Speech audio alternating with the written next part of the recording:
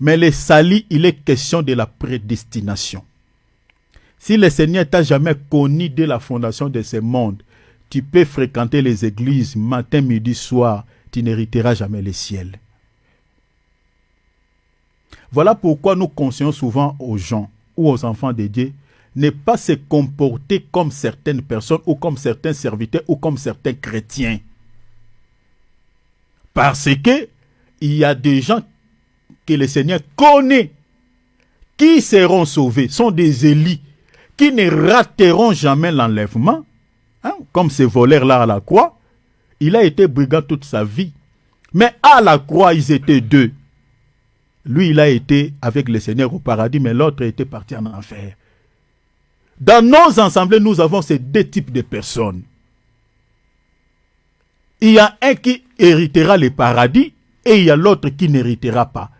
Donc tu ne peux pas dans l'église de vivre comme l'autre ou de suivre le comportement de l'autre. La parole de Dieu est prêchée. On nous prêche de marcher dans la crainte de notre Seigneur. Vous voyez que certains, malgré on a prêché, qui continuent à vivre toujours dans les dérèglements, dans des choses qui n'honorent pas Dieu. Ne les suivez pas. Parce que l'église de Dieu est comparée à un champ où on retrouve aussi deux types de plantes. Le bleu et l'ivrée. Vous comprenez? Je m'adresse ici aux jeunes frères et aux jeunes sœurs. Vous ne pouvez pas vivre comme les autres. La Bible a dit les mauvais corrompent les bonnes mœurs. Les mâles ont plus l'influence sur ce qui est bien. Surtout comme nous sommes là, mes bien-aimés, en pleine fête, ces fêtes païennes, qui n'ont rien à voir. Je suis désolé pour ceux qui célèbrent, vous pouvez. On n'interdit personne, mais nous, on sait que ces fêtes-là, ce sont des fêtes païennes qui tirent son origine, voilà, dans le monde, voilà, ça n'a rien à voir avec Dieu. Donc Noël, ça n'a rien à voir avec la naissance de Jésus-Christ. Malgré les gens le collent l'étiquette, voilà, la naissance, ça n'a rien, ça c'est une aberration. Les serviteurs de Dieu qui disent cela aux enfants de Dieu, c'est une aberration. Je suis désolé de le dire. Parce que la chose que la Bible ne dit pas, pourquoi vous voulez faire parler la Bible ce qu'elle n'a pas dit? C'est compliqué ça. Qu'est-ce que vous êtes en train d'inculquer, surtout aux nouveau-nés, aux gens qui viennent de se convertir?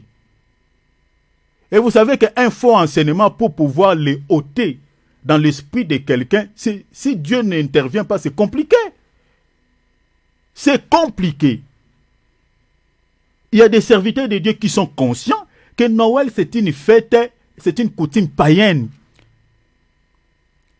N'a rien à voir. Déjà, dans la Bible, qu'est-ce que le Seigneur nous a laissé comme une célébration? À part les repas du Seigneur, la Sainte Seine, les repas du soir, le Seigneur ne nous a pas dit de célébrer sa naissance, mais plutôt sa mort. C'est ça, parce que nous sommes sauvés par sa mort. Si Christ n'était pas mort et ressuscité, on serait le plus malheureux de tous les hommes sur la terre. Mais ce n'est pas sa naissance. Mais comme les gens sont charnels, les gens aiment le plaisir de ce monde, voilà, ils collent l'étiquette, voilà. Je suis désolé de le dire, mais voilà, ceux qui veulent le faire, bon, ils peuvent, mais nous, c'est ça la vérité. Noël n'est pas une fête chrétienne. Jésus n'était pas né le 25 décembre. La Bible ne le dit pas.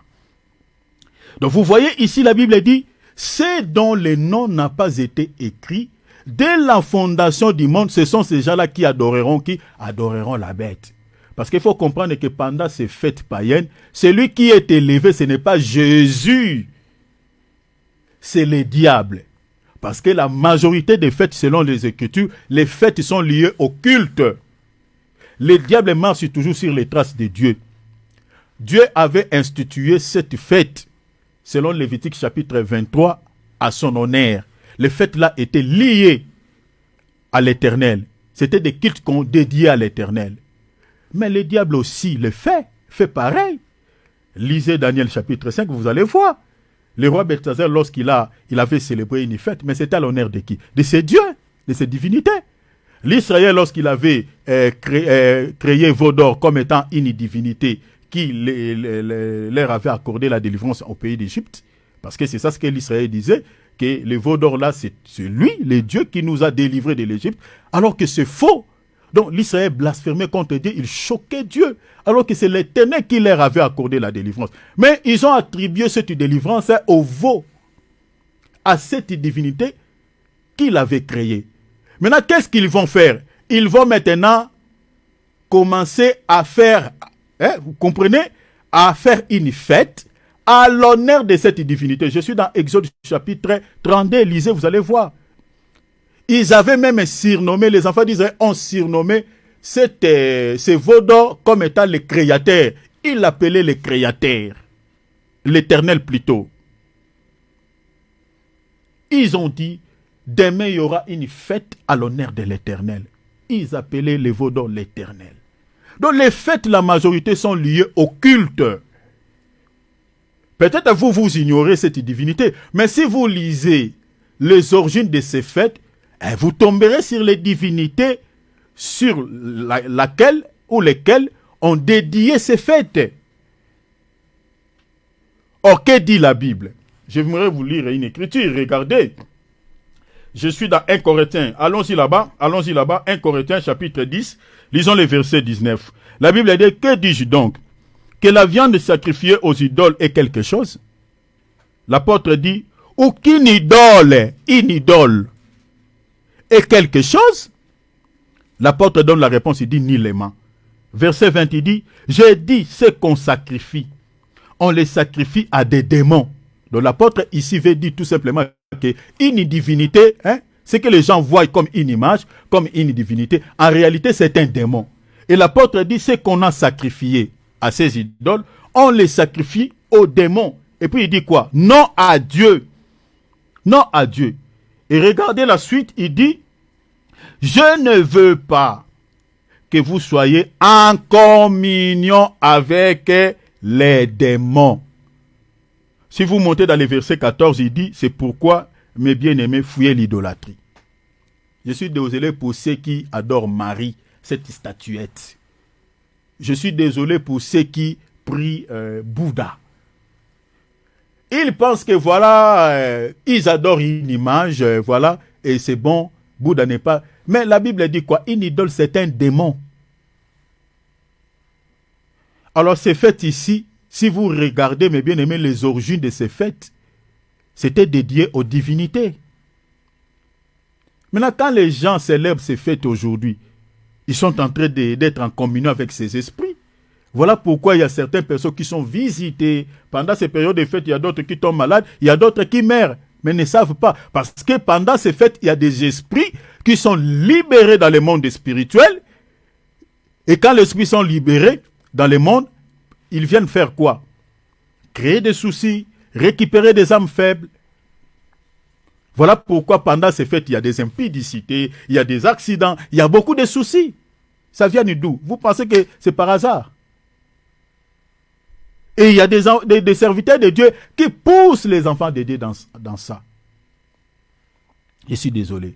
Alors, le texte dit, les gens qui adoreront la bête, ce sont des gens dont le nom n'a pas été écrit. Mais bien aimé, les salis, les questions de la prédestination.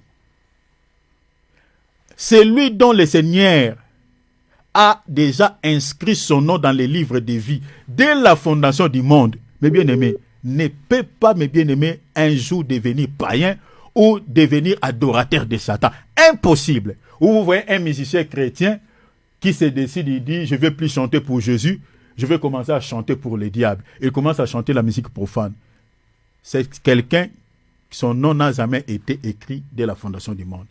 Quelqu'un qui va quitter la foi chrétienne, vous comprenez comme je vois certains serviteurs aujourd'hui, qui quittent la voie du Seigneur, qui suivent la voie de Balaam, c'est-à-dire, ils sont dans la Kabbale, vous comprenez, qui touchent les fétiches pour pouvoir réaliser des miracles.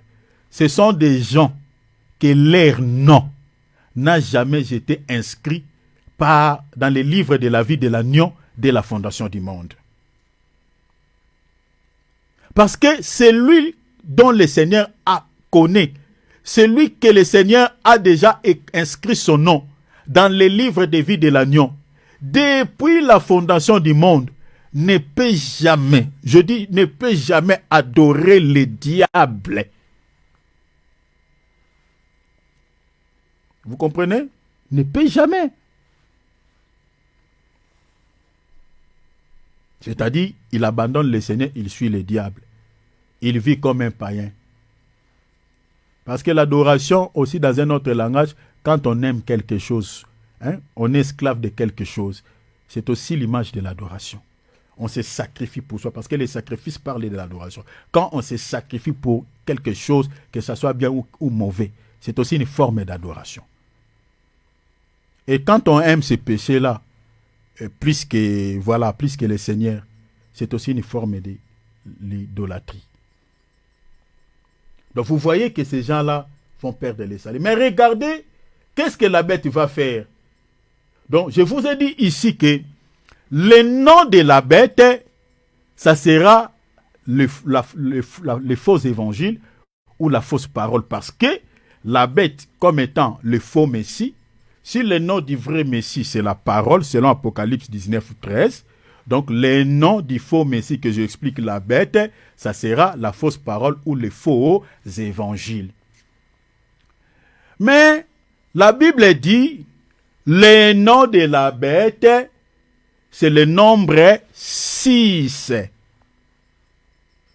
C'est ça ce qui a donné 666. Pourquoi il y a 3 chiffres? Suivez-moi ici très bien. J'aimerais lire ça. Je suis dans Apocalypse chapitre 13. Je vais lire le verset.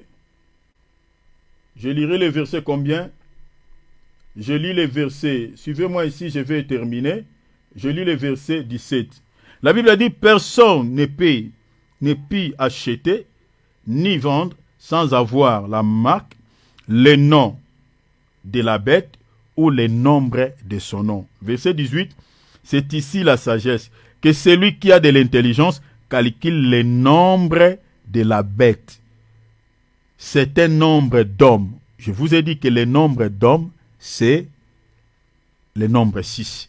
La Bible a dit, et son nombre est 666, c'est-à-dire 6 3 fois. Mais la Bible a dit le nombre d'hommes, c'est-à-dire l'homme et la création du 6e jour. Avant que j'explique ça, pourquoi le 6 est triplé ici? On a triplé le nombre 6. Suivez-moi très bien, s'il vous plaît. Je sais que mon minute est épuisée, mais j'aimerais m'arrêter. Accorde-moi juste 10 minutes, s'il vous plaît. 10 minutes, je vais terminer.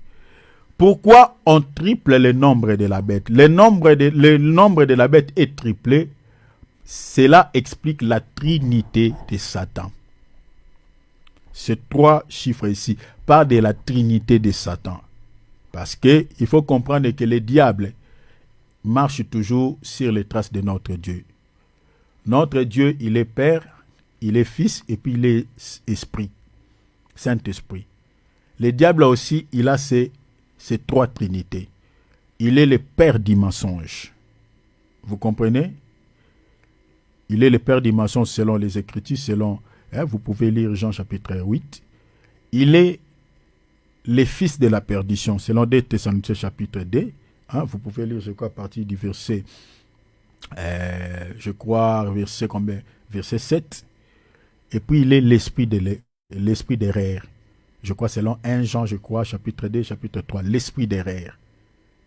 Donc, chaque 6 ici représente la nature de ces trinités, c'est-à-dire le dragon, le fils de la perdition, la bête, et puis l'esprit de l'erreur qui est lui-même Satan. C'est pour ça que vous voyez le 6 est triplé, donc c'est-à-dire 6 et 6, 3 fois. Parle de la trinité satanique. Mais pourquoi on dit le nombre d'hommes? Pourquoi le chiffre 6? L'homme, il est la création du 6e jour, mais il était tiré d'où? L'homme est tiré de la terre. C'est-à-dire, est tiré de la terre, il est terrestre. Je suis dans 1 Corinthiens, j'aimerais vous lire ça. 1 Corinthiens, chapitre combien? Chapitre, j'aimerais vous lire. Souffrez, 1 Corinthiens, chapitre, je vais lire 1 Corinthiens, chapitre 15, notez. Chapitre 15. 1 Corinthiens chapitre 15, on va lire quel verset? On va lire les versets, souffrez, je vous cherche les passages. 1 Corinthiens chapitre 15, on lira le verset, tellement j'ai beaucoup de choses ici, je l'ai mis en désordre. On lit les versets 45, et puis on va lire 45 jusqu'à 48. La Bible dit, c'est pourquoi il est écrit, les premiers hommes, Adam, devint une âme vivante, les derniers hommes, Adam, c'est-à-dire Christ, est devenu un esprit vivifiant. Regardez, 46. Mais ce qui est spirituel n'est pas le premier.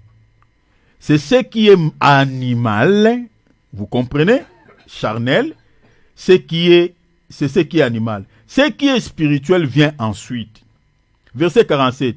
Les premiers hommes, Adam, tirés de la terre, voyez, et terrestres. Le second homme est du ciel. Tel est terrestre, tels sont aussi les terrestres. Et tel est céleste, tels sont aussi les célestes. Cela veut dire quoi? L'homme est tiré de la terre, il était tiré de la terre le 6e jour. Et la Bible dit, il est terrestre. Or, dans la Bible, suivez-moi ici très bien parce que j'explique les chiffres 6. Dans la Bible, ce qui est terrestre est considéré aussi comme étant charnel, est considéré aussi comme étant diabolique. Donc, ce qui est terrestre et charnel est aussi diabolique.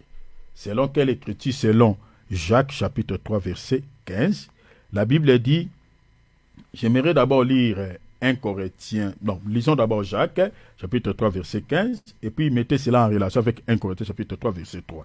La Bible dit, cette sagesse n'est point celle qui vient d'en haut, mais elle est terrestre, charnelle et diabolique. Vous voyez cela? Donc ce qui est terrestre selon la Bible est charnel et diabolique. La raison pour laquelle, comme les premiers hommes étaient terrestres, on ne pouvait jamais, cher enfant de Dieu, être sauvé en gardant cette nature adamique. Vous comprenez? Parce que toutes les nations de la terre, selon Actes des Apôtres, chapitre 26, chapitre 17, verset 31, tirent son origine en Adam. Toutes les personnes sur la terre. La raison pour laquelle vous voyez qu'il y a certaines personnes qui ne seront pas sauvées, pourquoi? Parce qu'ils ont toujours la nature adamique, ils gardent toujours cette nature terrestre. Il n'y aura pas possibilité pour que ces gens soient sauvés. La raison pour laquelle le Seigneur a envoyé les deuxièmes Adam ou les derniers Adam, que j'explique Jésus, pour que les gens puissent naître de nouveau, recevoir la nature divine du second Adam pour qu'il hérite le ciel. Vous voyez? Pourquoi? Parce que ce qui est terrestre, vous comprenez, est charnel, est aussi diabolique. La raison pour laquelle Adam avait péché. Pourquoi? Parce qu'il était tiré de la terre, il était terrestre. Vous voyez? Parce que ce qui est terrestre est charnel. Or, quand on est charnel, c'est-à-dire on est dans les péchés. 1 Corinthiens chapitre 3 verset 3. La Bible dit quoi? Parce que vous êtes charnel, en effet, puisqu'il y a parmi vous quoi? De la jalousie, des disputes, n'êtes-vous pas charnel? Vous voyez? Donc ce qui est charnel, c'est-à-dire la charnalité liée au péché. Alors, l'homme, comme étant le chiffre 6, et puis terrestre, vous comprenez?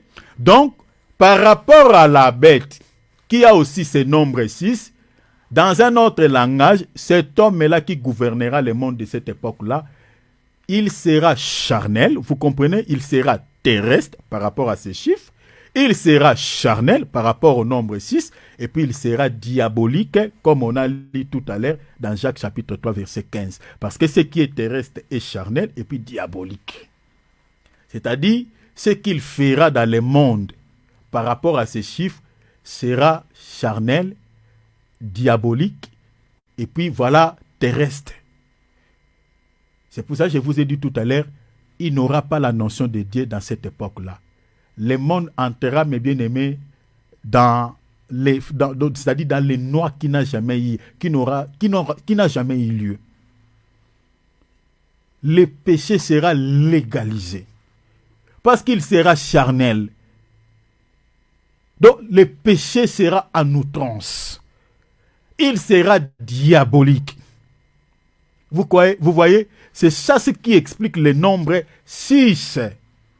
Et quand on dit 6 ici, c'est 3 fois, parce qu'il ne travaillera pas seul, mais il travaillera avec les dragons, et il sera aussi un esprit d'erreur qui va conduire beaucoup de gens dans l'erreur. C'est ça ce qui symbolise le nombre 6 ici, c'est 3 fois. Vous comprenez? Donc, je m'arrête ici parce que mon temps est épuisé. Et demain, par la grâce de Dieu, je vous parlerai de la marque de la bête sera. Maintenant, marque de la bête sera quoi? Et je vous parlerai pourquoi on est en train d'imposer les gens cette marque avant d'acheter quoi que ce soit, avant de vendre quoi que ce soit. Donc, si vous n'avez pas la marque, vous ne pouvez ni vendre et vous ne pouvez ni acheter. Pourquoi? Pourquoi le diable touche l'achat et touche la vente? Je vous expliquerai cela par la grâce de Dieu demain. Ici, j'aimerais nous dire, le monde touche à sa fin. Chers enfants de Dieu, voyez tout ce que je vous ai démontré à la lumière des Écritures. L'enlèvement de l'Église n'aura pas lieu 2 fois, une seule fois. Donc, une fois que tu grattes ce jour, tu n'auras pas possibilité de les rattraper. C'est fini. Donc, aujourd'hui, le Seigneur nous a accordé le temps de pouvoir préparer nos vies, préparer nos cœurs pour que personne ne rate ce jour. Vous voyez cela? Ne rate ce jour. Parce que si vous les loupez, c'est fini. Si vous êtes chrétien, la seule voie qui vous permettra de se joindre à nous au ciel, ça ne sera que la voie de la mort. Donc, vous attendrez au 2e moitié des règne de l'Antichrist, quand celui-ci va commencer à persécuter, à faire du mal aux gens, et qu'il vous persécute, et qu'il vous tue, pour que vous puissiez se joindre à nous dans le ciel. Mais ça sera tellement compliqué, difficile. La voie facile pour que nous puissions aller au ciel, c'est cette voie que nous sommes en train de vous présenter. Marchez dans la crainte des noms du Seigneur. Gardez la parole que vous écoutez dans les cœurs. Ne vous soyez pas bornés à écouter, mais appliquez la parole que vous écoutez. Même si cela ne vous plaît pas, mais si cela est la vérité, cela est approuvé dans les Écritures, chers enfants de Dieu, demande l'aide de Dieu, demande la force de Dieu, que vous puissiez garder la parole et de les mettre en application. Afin que quand le Seigneur reviendra, s'il vous trouvera en train de dormir, ou peut-être dans votre travail, ou peut-être en train d'effectuer un voyage, partout où vous vous trouverez, le Seigneur vous prendra avec vous et nous allons tous se retrouver dans les airs. Le but de ce message, c'est ça. Que le Seigneur vous bénisse. Merci pour le temps que vous avez accordé à sa parole et que le Seigneur vous réconforte et qu'il vous donne la force de mettre sa parole en application. Amen. Dieu bénisse. Alléluia. Amen. Amen. Gloire à Dieu. Nous allons prier. Ouvrons nos micros. Nous allons demander la grâce de Dieu. Ouvrons nos micros.